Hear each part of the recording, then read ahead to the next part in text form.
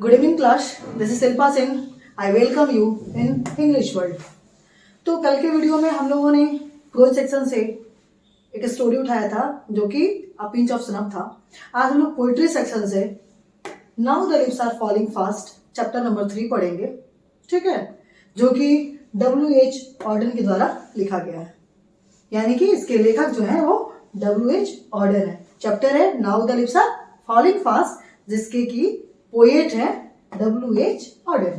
तो पहले हम लोग देखते हैं कि now the leaves are falling fast का मतलब क्या हुआ। नाउ मीन्स अब, the leaves are falling fast, पत्ते जो है वो तेजी से गिरते जा रहे हैं।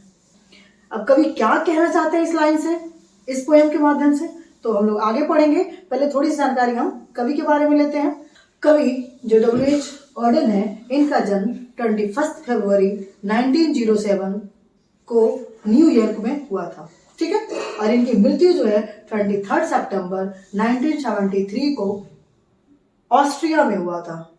ही was a vigorous poet, verse dramatist, translator, editor and critic also. He has composed so many poems, but out of them one was very important, that was The Age of Anxiety, and for that he got Pulitzer Prize in 1948. इन्होंने बहुत सारी कविताएं लिखी, लेकिन उसमें से एक कविता जिसके लिए इन्हें 1948 में पुलित्जर प्राइज मिला वो है द एज ऑफ एंजाइटी। अब हम इनकी कविताओं को देखेंगे और कौन कौन सी कविता इन्होंने लिखी है। ऑर्डन्स work is divided into two phases, one is British and another is American. Now we will see some British phase and then American. तो ब्रिटिश फेज में इनकी जो कविताएं थी वो थी the dance of death, look a stranger, ash pen and another time. ये इनकी ब्रिटिश फेज की थी। अब हम चलते हैं अमेरिकन फेज पे। तो अमेरिकन फेज की जो कविताएं थी वो थी the age of anxiety, The Shield of Achilles, The New Year Later, For the Time Being, and Now the Leaves are Falling Fast. ये जो प्रेजेंट पोएम है Now the Leaves are Falling Fast, इसमें कवि ने व्यक्ति के frustration को, उनके अकेलापन को और बाद में उनकी कैसे अंत होती है इसको दिखाया है। यानी कि मनुष्य के जन्म से लेकर मृत्यु तक की सीन को यहाँ पे उसने पोएम के माध्यम से, इस लाइन के माध्यम से क्रिएट किया है। तो अब हम चलते हैं पोएम की ओर। स्टैंजा वाइज की एक्सप्लेनेशन समझेंगे। इस पोएम में 5 स्टैंजाज हैं और एक एक करके हम इसकी सारांश को, इसकी समरी को समझेंगे। लाइन बाय लाइन नहीं पढ़ेंगे क्योंकि एग्जाम बहुत नजदीक है, तो सिर्फ समरी हमें देखना है। बस इंपॉर्टेंट पॉइंट्स को नोट डाउन करना है ताकि आप अपने एग्जाम में समरी इसका लिख पाए। तो चलते हैं हम लोग। ये जो पोएम है वो नेचर से रिलेटेड पोएम है। कवि ने इस पोएम के द्वारा मनुष्य की तुलना एक पेड़ से की है।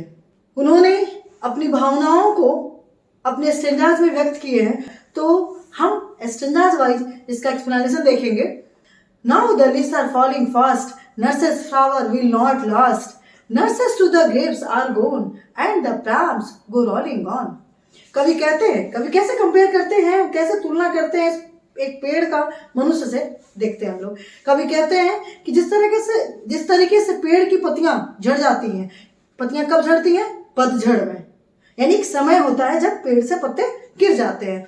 कवि कहते हैं कि जितनी रफ्तार से पेड़ की पत्तियां गिर रही हैं, मनुष्यों की मृत्यु भी उतनी ही रफ्तार से हो रही है। लेकिन जो छोटे छोटे नर्सेस फ्लावर, यानी कि जो छोटे छोटे पेड़ पौधे हैं, छोटे छोटे पौधे जो पेड़ों के छांव में नीचे उग रहे होते हैं, वो तो उस वक्त लास्ट नहीं होते हैं, लेकिन धीरे धीरे वो भी आगे चल करके ग्रेप्स में चले जाते हैं। यानी एक दिन वो भी बड़े होकर के मर जाते हैं, यानी कि पेड़ पौधे मर जाते हैं। कवि का तात्पर्य है कि जैसे छोटे छोटे बच्चे हैं, हम जो अपने बुजुर्गों पे, अपने बड़ों पे आश्रित हैं, एक न एक दिन मुझे भी ग्रेव में जाना है। यानी कि we have to die one day और द अनदर। कवि ये बताते हैं कि जिस तरीके से प्रैम्स, यानी कि बच्चों की जो गाड़ी होती है, 4 पहिया गाड़ी होती है जो रोड पे लेकर हम घूम रहे होते हैं, उन्हें उस पर बैठा करके, जिस तरह से वो रोड पे आगे की ओर बढ़ रही होती है गाड़ी, ठीक उसी तरीके से हमारी लाइफ का एक एक दिन घटते जा रहा है, कंटिन्यूटी बनी हुई है, और फिर हम एक न एक दिन मृत्यु के सैया पे लेट जाएंगे। यानी कि उन्होंने पूरा एक पेड़ के चरित्र चित्रण से व्यक्ति की लाइफ को कंपेयर किया है। अब हम लोग आगे देखते हैं। Whispering neighbors left and right pluck us from the real delight, and the active hands must freeze, lonely on the separate knees. कवि कहते हैं कि whispering neighbors left and right, यानी कि whispering neighbor क्या है यहाँ पे? मौत के दूत ना, मैसेंजर ऑफ डेथ.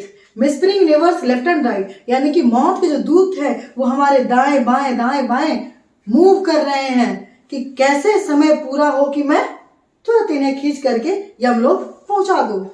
और कवि ये भी कहते हैं कि जब हम मर जाते हैं तो हमारी जो हाथें होती हैं वो फ्रीज यानी कि ठंडी पड़ जाती हैं. एक समय आता है जब हमारी हाथें और पूरा बॉडी ठंडा पड़ जाता है, और वो समय होता है मृत्यु पर्यंत का समय. यानी मरने के बाद शरीर में ना तो कोई ब्लड सर्कुलेशन होता है, ना ही कोई श्वास होती है. बॉडी बिल्कुल ठंडा पड़ जाता है, और जब ठंडा पड़ जाता है तो हमारा हाथ बिल्कुल स्ट्रेट इस तरीके से गिर जाता है जैसे कि दोनों नी पे अपने आप टंगा पड़ा हो. Again he says, dead in the hundreds at the back, follow wooden in our track, arms raised stiffly to reprove in false attitude of love.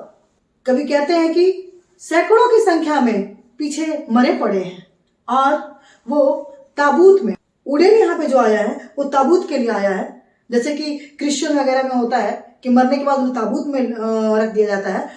कवि कहते हैं कि सैकड़ों की संख्या में पीछे मरे पड़े हैं और वो लकड़ी के ताबूत में डाले गए हैं, जो कि मैं देखता आ रहा हूं, मुझे अपनी नजरों से वो दिख रहा है. और जो हमारे ये बाजुएं हैं, हमारा जो ये हाथ है, वो कि बहुत मशक्कत से उठता है उन्हें बचाने के लिए. और कवि कहते हैं कि हमारी जो ये हाथें हैं बहुत मशक्कत के साथ उठता है उन्हें बचाने के लिए, उन्हें उस मृत्यु से छुड़ा कर लाने के लिए. लेकिन ये जो है ये झूठा प्यार है. जब इंसान मर जाता है तो कैसे लोग रोते बिलखते हैं, जैसे लगता है उन्हें कितना प्यार है. वो अगर उनका बस चले तो उसे यमलोक से उठा लाए, छीन लाए. लेकिन ये सब झूठा है. मरने के बाद ही गाथा गाई जाती है, मरने के पहले तो उसका कोई इंपॉर्टेंस रहता नहीं है. अभी जो कोविड का सिचुएशन है ये बहुत बेस्ट एग्जांपल है इस सिचुएशन का. कवि के द्वारा जो चित्रण किया गया है इसका, जैसे अभी कोविड में लोग मर जा रहे हैं, हजारों की संख्या में, लाखों की संख्या में रोड पर मरे पड़े हैं. उनकी सौ जो है वो रैप की हुई है प्लास्टिक में, लेकिन लोग टच भी नहीं कर रहे हैं. वो चाहे अपने क्यों ना हो, अपने सगे क्यों ना हो, उनसे खून का रिश्ता भी होने के बावजूद भी लोग उसे टच नहीं कर रहा है, छू नहीं रहा है, और उनके मरने के बाद अपनी प्यार का इजहार कर रहा है. तो ये जो प्यार का इजहार है वो बिल्कुल झूठी इजहार है, ये कवि कहते हैं.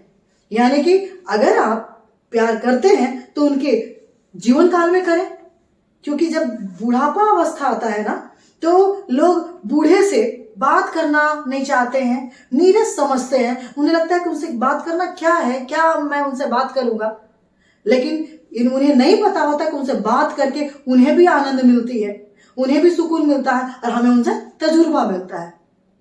ये यंग एज के जो पीपल हैं वो बूढ़े से बिल्कुल अलग कट करके अपने एज में आते हैं, और उन्हें लगता है कि वो जो एज है वो मोनोटोनस एज है. यानी कि कभी ये दिखाते हैं कि एक समय आता है कि जब आपको लोग अपने से अलग समझने लगते हैं, और फिर मर जाने के बाद प्यार इजहार करते हैं, जो कि बहुत गलत है. ये फॉल्स एटीट्यूड ऑफ लव है.